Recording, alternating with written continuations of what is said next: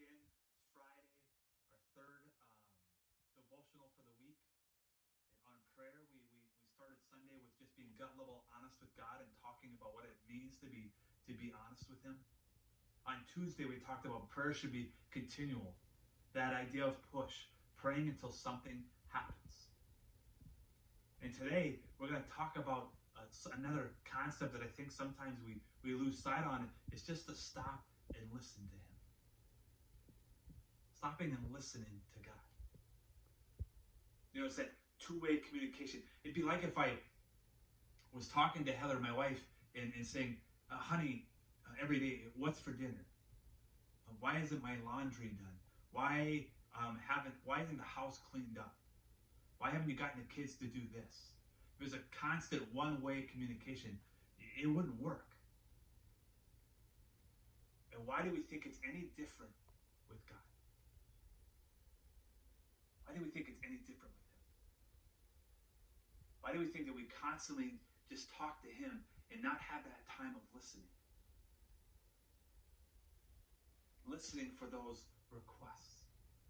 Listening for those responses for Him. I want to talk to you about a passage in 1 Kings 19, 11 through 13. It's a little longer this time around. But just listen to what is being talked about here. And it said, the Lord said, go out and stand on the mountain in the presence of the Lord, for the Lord is about to pass by. And then a great and powerful wind tore the mountains apart and shattered the rocks before the Lord. But the Lord was not in the wind. And after the wind there was an earthquake, but the Lord was not in the earthquake. And after the earthquake came a fire, but the Lord was not in the fire. And after the fire came a gentle whisper. When Elijah heard it, he pulled his cloak over his face and went out and stood at the mouth of the cave. And then a voice said to him, what are you doing here, Elijah? All of these big things happening, and yet God wasn't speaking to Elijah in that. He spoke to Elijah in a whisper. Now, sometimes folks do hear this audible voice from God, and there's things that happens, and I may not always understand it, but folks are honestly saying, hey, look, I heard God say this to me. And God can speak in different ways to different people. We may not always understand it. It might be silent. It might be through just not hearing His voice at all. Or through other people sharing with us. I've heard oftentimes folks after church will say, Dave, God's really speaking to me in this area. God's speaking to them and talking to them. And that concept of just sitting and listening to Him. Again, as we talked about Tuesday, continually talking to God. I'm a guy that likes to listen to the radio. The kids laugh because I'll listen to talk show radio or the baseball game, the Brewers game. And speaking of that, you guys will see this will be the last time you see a Brewers shirt on, I hope. You're probably thinking, why would he's constantly wearing Brewers shirts? Is that all he wears? And it's probably pretty close. I'm a huge baseball fan. But when I'm listening to that game on the radio and just turning it off and listening to God's presence. What is He trying to speak to me? Instead of constantly talking to Him, that one-way communication, what is it to have a two-way communication? To speak to Him, being gut level honest and continually talking to Him, but taking some time just to sit and listen and be patient.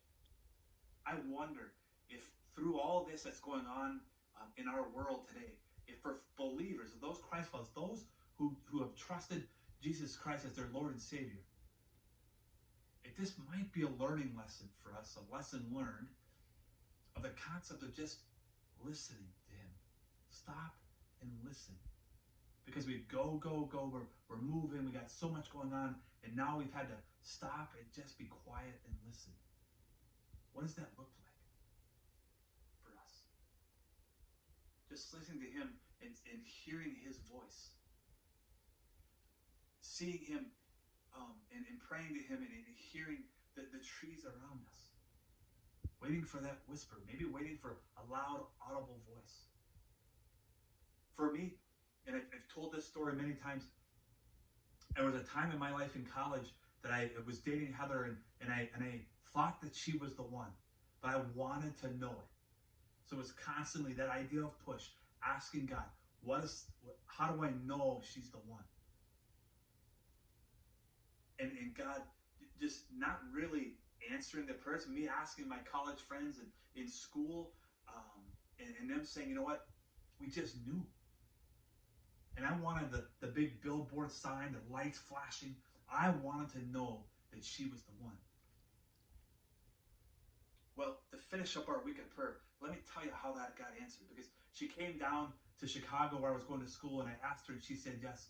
And we bit back to the dorm where we had a bro sis night, a night where the girls could come on the floor at the school I went to, and we, as a floor, we'd always do, we have food and maybe some skits and things and games and have a lot of fun. And we came back and told the floor that Hedda had said yes, and I called my family, and I talked to my dad, and he said three things to me. He said, I guess I can't, he said, congratulations first.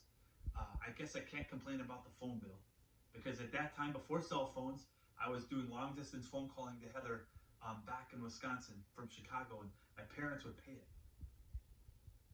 And then thirdly, he said, I wanted you to know that for the past 2 years, I have prayed continually for your future wife. And not just my future wife, but Heather by name.